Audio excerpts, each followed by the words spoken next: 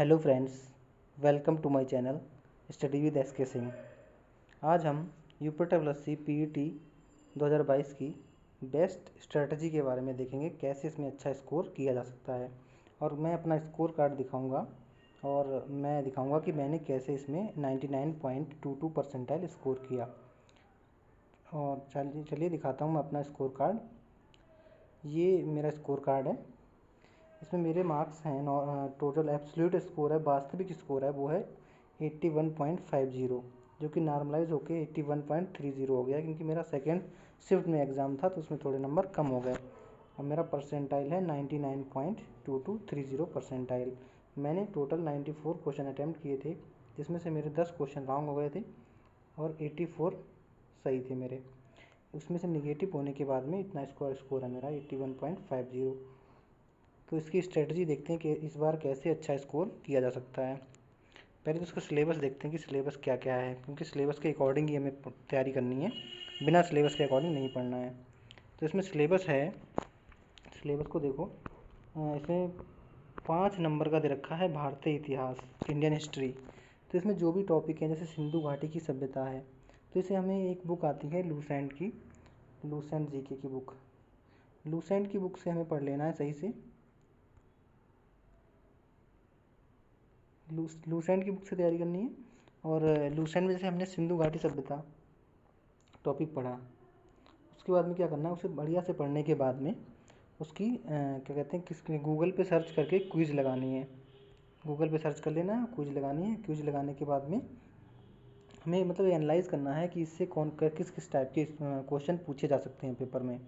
उसको ऐसे ही वैदिक संस्कृति पढ़ना है, ऐसे बौद्ध धर्म पढ़ना है। मतलब हमें अलग अलग जितने टॉपिक सिलेबस में दे रखे हैं ये सारे बुक से पढ़ लेने हैं। उसके बाद में इसका क्विज़ लगा लेनी है, सारे क्वेश्चन प्रैक्टिस कर लेने हैं कि कौन कौन से क्वेश्चन आ सकते हैं। ऐसे ही हमें इस पर ये सेकेंड टॉपिक इसका दे रखा है भारतीय राष्ट्रीय आंदोलन, इंडियन नेशनल मूवमेंट। इसके 5 क्वेश्चन आएंगे। इसमें भी ऐसे टॉपिक हैं, ये भी टॉपिक हमें सारे बुक से क्लियर कर लेने हैं, पढ़ लेने हैं। और उसके बाद में इनकी सबकी क्विज़ लगा लेनी है बढ़िया करके उससे, गूगल से। फिर ऐसे अगला टॉपिक आ जाता है भूगोल। भूगोल कितने हैं, भूगोल भी 5 नंबर का है। इसमें भी रखे हैं भारत एवं विश्व का भूगोल, नदियाँ, नदी घाटी, भूजल संसाधन, पर्वत, पहाड़ियाँ। तो ये सारे जो टॉपिक हैं ये हमें अलग अलग वैसे ही सेम पढ़ लेने हैं और गूगल से इसकी भी बढ़िया करके क्विज़ लगा लेनी है। और क्योंकि क्विज़ लगाने से फ़ायदा हो जाएगा, क्योंकि जो हमने चीज़ें पढ़ी हैं वो हमें याद है या नहीं। अगर क्विज़ में कोई प्रॉब्लम मतलब कहीं पे दिक्कत आ रही है तो फिर से उस टॉपिक को पढ़ना है, फिर क्विज़ लगानी है। तो इस प्रकार हमें ये सारे टॉपिक क्लियर करने हैं। और आगे सिलेबस में है भारतीय अर्थव्यवस्था, इंडियन इकोनॉमी। इंडियन इकोनॉमी भी पढ़ लेना है वहीं से और उसकी भी क्विज़ लगा लेनी है। और उसके बाद में भारतीय संविधान एवं लोक प्रशासन, मतलब पॉलिटी वाला सेक्शन है, इसको भी लूसेंट से ही कवर करना है, पॉलिटी के सेक्शन को। और क्विज़ लगानी है गूगल से। फिर सामान्य विज्ञान, उसमें ही लूसेंट में जीके में ही एक सेक्शन होता है साइंस का, वहाँ से इसको कवर कर लेना है, जनरल साइंस को। और बढ़िया से क्विज़ लगा लेनी है इसकी। और मतलब बढ़िया से प्रैक्टिस कर लेना है। जनरल साइंस 5 नंबर का ये भी है। और उसके बाद में है अंकगणित। अंकगणित में टॉपिक दे रखे हैं। इन सारे टॉपिक को एक बुक आती है RS अग्रवाल की, उस बुक से इन सब टॉपिक को पढ़ लेना है अच्छे से। उसमें जितने क्वेश्चन दे रखे हैं बस उतने ही क्वेश्चन प्रैक्टिस कर लेने हैं, ज़्यादा क्वेश्चन नहीं करने हैं। उतने ही क्वेश्चन इनफ होंगे इसके लिए, उतने में ही काम हो जाएगा। उसके बाद में नेक्स्ट आता है सामान्य हिंदी। सामान्य हिंदी के लिए बुक आती है आदित्य पब्लिकेशन की। आदित्य पब्लिकेशन की बुक से हमें सामान्य हिंदी का बुक कवर करना है। आदित्य पब्लिकेशन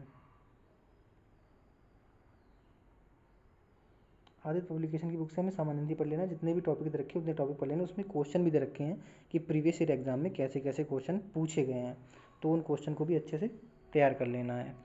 अगला है इंग्लिश। अब इंग्लिश में क्या होता है, इंग्लिश 5 नंबर की है। अगर इंग्लिश मतलब अंग्रेजी व्याकरण जो ग्रामर पढ़ने जाओगे तो बहुत बड़ा टॉपिक है, बहुत ज़्यादा पढ़ना पड़ेगा।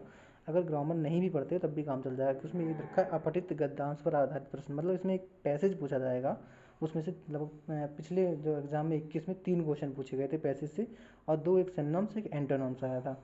तो अगर इसमें अगर नहीं भी पढ़ते हो आप इंग्लिश को, तो पैसेज में आराम से 3 क्वेश्चन में 2 क्वेश्चन कर सकते हो। मतलब ये है कि 5 क्वेश्चन में इसे बिना पढ़े भी 2-3 क्वेश्चन हो सकते हैं। मतलब इस सेक्शन को, इंग्लिश वाले सेक्शन को छोड़ सकते हो, ज़रूरी नहीं है कि इस सेक्शन को तैयारी करो। अगर किसी की इंग्लिश अच्छी है तो वो देख सकता है, पढ़ सकता है, जो मतलब इंग्लिश में कंफर्टेबल है, पढ़ने में कोई दिक्कत नहीं है।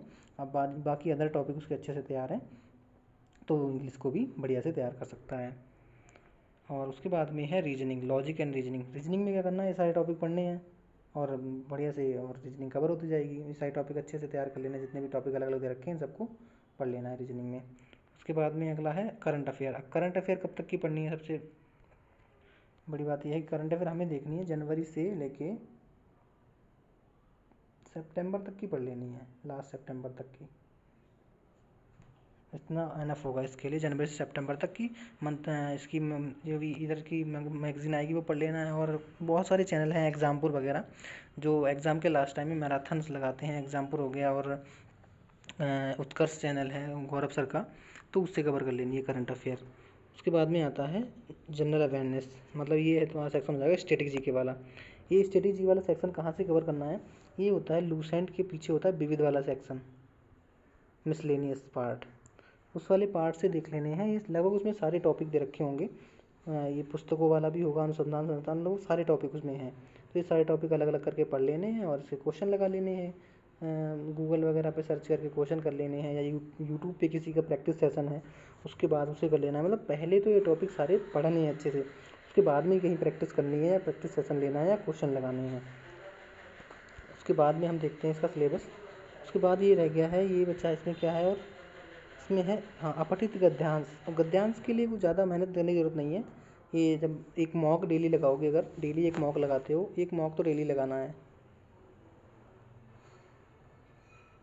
तो वहाँ से गद्यांश कवर हो जाएगा। गद्यांश अलग से पढ़ने की ज़रूरत नहीं है। गद्यांश ईजी पूछा जाता है क्योंकि उसी में से आंसर देखना होता है। अगर बढ़िया से क्वेश्चन को पढ़ के, मतलब अगर गद्यांश को अच्छे से पढ़ के क्वेश्चन सॉल्व करोगे तो बहुत ज़्यादा टफ नहीं होता है। फिर आता है ग्राफ की व्याख्या, दो तालिका आएंगी, और ऐसे ही 2 तालिकाएँ आएंगी, तालिका की व्याख्या। ये आ जाएगा 10 मतलब 20 नंबर का टोटल है। सबसे बड़ा सेक्शन यही होता है DI, 20 नंबर का। तो इसको कभी भी इग्नोर नहीं करना है DI को।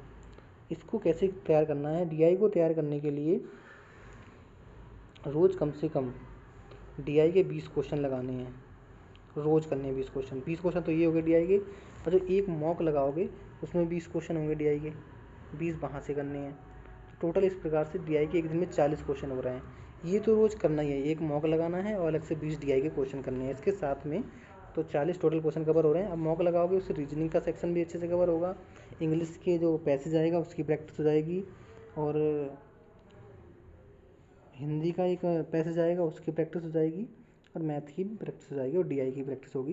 तो इस प्रकार मॉक तो डेली देना है, और इस प्रकार से हम तैयारी करके रखना, क्योंकि अच्छा स्कोर करोगे तभी ही आगे एग्ज़ाम में बैठने को मिलेगा। क्योंकि वैकेंसी अगर किसी भी एग्ज़ाम की है 1000 या मतलब 700-800 वैकेंसी आती हैं, तो उसमें वही कट ऑफ 75 या 70 से नीचे तो जाने वाली नहीं है।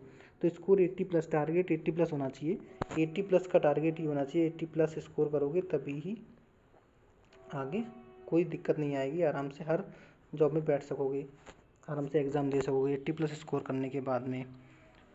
तो आज की वीडियो में बस इतना ही। अगर आपको वीडियो अच्छा लगा हो तो चैनल को वीडियो को लाइक करें और चैनल को सब्सक्राइब करें। Thank you for watching.